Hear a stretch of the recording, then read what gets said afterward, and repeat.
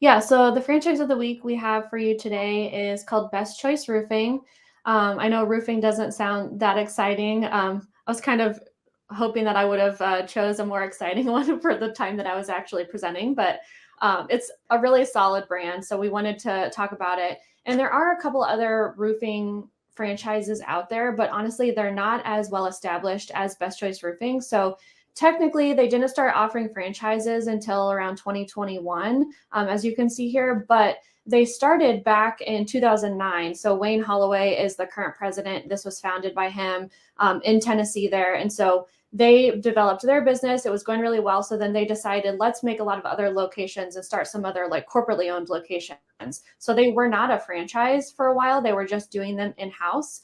And they grew to over 24 states, over 50 locations in the last 13 years, and then kind of shifted over to that franchise model just a couple of years ago. So a little bit newer to the actual franchise space, but not new in terms of like the history of this brand. So it is a really solid brand. So they, like the numbers say there, they've got 45 company-owned affiliated entities that they disclose in their item 19 that we'll see here, but also, increasing their franchise units as well. I don't think you guys really mention some of those numbers typically, but the total investment range for this one is between 117 and 202. So still not like super expensive to get involved in this one. But it's a roofing company, so they focus on residential. Most of it is residential, but they will do some light commercial as well. So really anyone that's dealing with hail or wind or some sort of damage to their roof, those are their customers. And the nice thing is you're going to be working with insurance companies. And so, most people, they just want someone to come out and fix the problem. But a lot of people want a local roofing company. So you don't want to have one of those storm chasers. I don't know about you guys, but Kevin and I live in Nebraska. And like recently we had like huge tornadoes come through here and like hundreds of homes were damaged.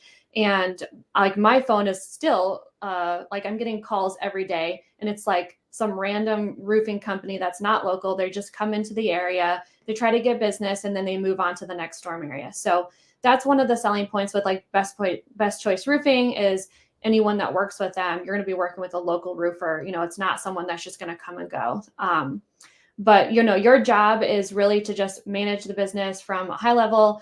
Get out there and networking with other people who can send you referrals. It's going to be speaking with homeowners and gaining their trust and having customer service. It's also going to be managing salespeople. So this one you can really get started with just a couple people, like salespeople, and then you're going to subcontract out the actual roofing itself. And then their financial data. So a lot of it is like their affiliate locations. So like I mentioned, like they've been around for a while. And so a lot of these locations are those affiliate locations. But then as you'll see here, I think there's 4 franchise locations as well that they disclose information on. And keep in mind, like these franchise literally just started a couple of years ago. And let's see, franchise 4 is already doing $8.4 million. And they couldn't have started earlier than 2021 because that's when they started franchising.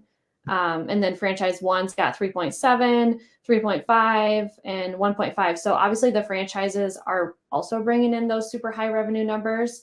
But the total, average overall is 7.5. So super strong numbers. I mean, average ticket prices for a roofing. I know we actually got our roof done a couple of years ago and it was like 20 grand. Thankfully, we didn't have to pay that. We just had to pay our deductible. But, these are really big ticket, items. So it's easier to get up to those super high revenues. There's the ticket prices right there. So average is around almost 15,000, median, closer to 13,000. But, some benefits, obviously, nothing, you can't avoid storms, like they just happen. And the nice thing is insurance is going to be covering it. So you don't really have to worry about your customer like not wanting to pay you because they're going to either pay nothing at all or they're going to pay a small deductible. So yeah, like I said, start with minimal staff, insurance pays. We talked about the storm chaser thing.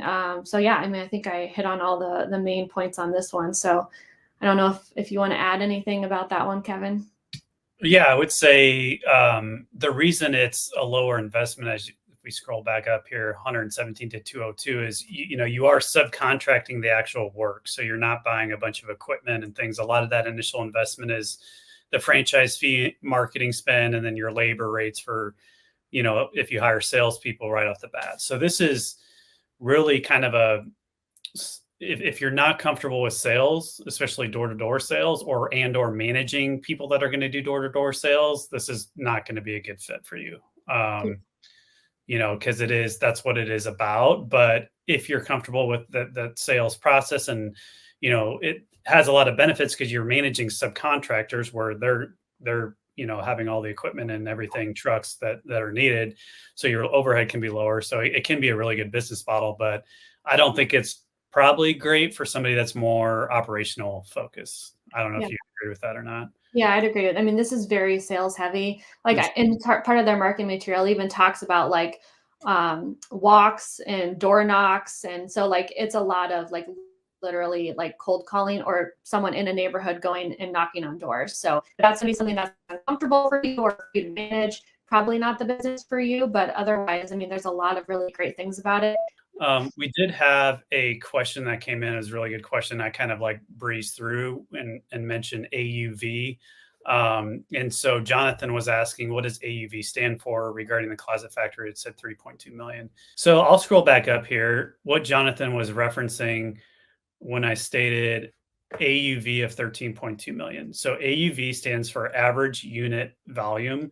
And that is kind of a franchise specific term in terms of like when you disclose the numbers, when they disclose the numbers in the FDD, the franchise disclosure document, in the item 19 is the financial performance, and it can say the average unit volume for our franchise units is X, and that basically means average gross revenue sales. So that's what that means. And in the top quartile, so the top 25% of the owners in Closet Factory are averaging 13.2 million in gross sales, which is very, very high compared to other franchise systems. You don't really see it getting into the multi-millions for most franchises like that. So when we say AUV, it's the average unit volume of sales for the franchise system as a whole.